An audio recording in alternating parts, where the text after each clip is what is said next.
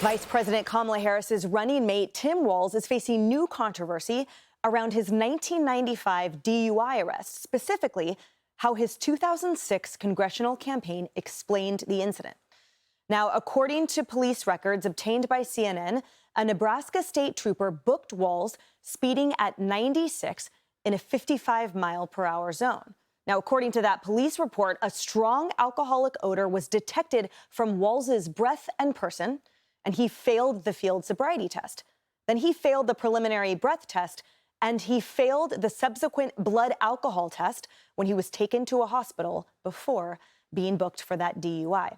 But now fast forward to 2006, when Walz was running for Congress. His campaign told a very different story. His communications director told a local paper that Walz's arrest was because of hearing loss he suffered in the artillery unit of the National Guard. Quote, he couldn't understand what the trooper was telling him during the field sobriety test, and the trooper refused to speak up.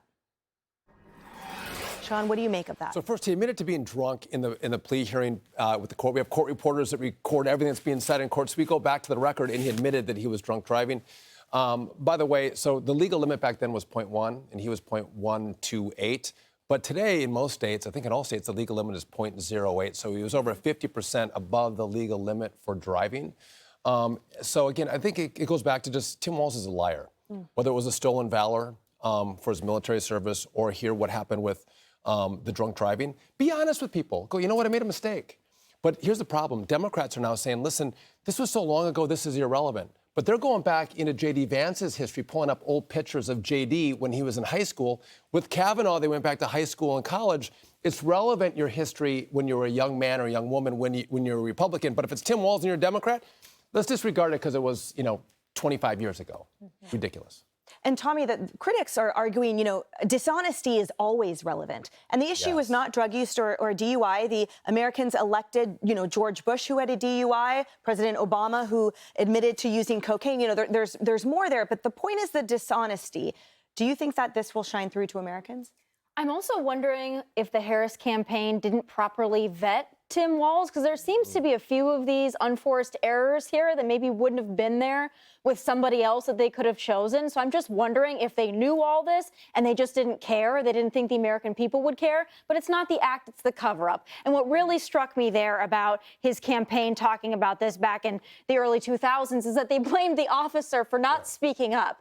The worst thing that you can do is blame the officer who's out there just doing their job. So for me, that's the most embarrassing part for Tim Walz, is that you're blaming a hearing loss, which may have been the case. You might have hearing loss, but then it's the officer wouldn't speak up, but then you admitted that you were drunk. Just take accountability. It's a teachable moment. He was a teacher, a coach. Take accountability for it, but don't try to cover it up, and don't blame other people. Don't blame the officer 29 years ago. To me, that's the most disgusting part of it. Yeah. And meanwhile, being clocked at 96, that's almost twice the speed limit, which is felony speeding in most jurisdictions. So they're glossing over that. Talk to us about the media, Kayleigh. How have they portrayed this? The media cover-up to this is fascinating. So in 2006, the far-left Daily Kos had this to say. In 1995, Tim Walz was pulled over for speeding and arrested for DUI. The only problem for the Republican lie machine is he wasn't drunk. Tim has significant hearing loss. He couldn't hear the officer who pulled him over. The judge threw out the case. Okay, now CNN, I love when left-wing outlets attack left-wing outlets or dispute one another, because CNN did a fact check, not of the Daily Kos, but just of the claim in general, a more recent one. Here's what they found. Tim Walz's 2006 campaign falsely described details about his arrest for drunk driving. They go into details about what you said, the 0.128 level when the legal limit was 0.1. And they go so far as to say the field sobriety test was due to a misunderstanding to hearing loss from the National Guard. That's what his campaign said. They also claimed Walt was allowed to drive himself back. None of that was true. So it's bad when CNN has to call you out on this. I guess good for CNN for digging into it, but he lied. To your point, stolen valor, and now this. What doesn't he lie about? Yeah.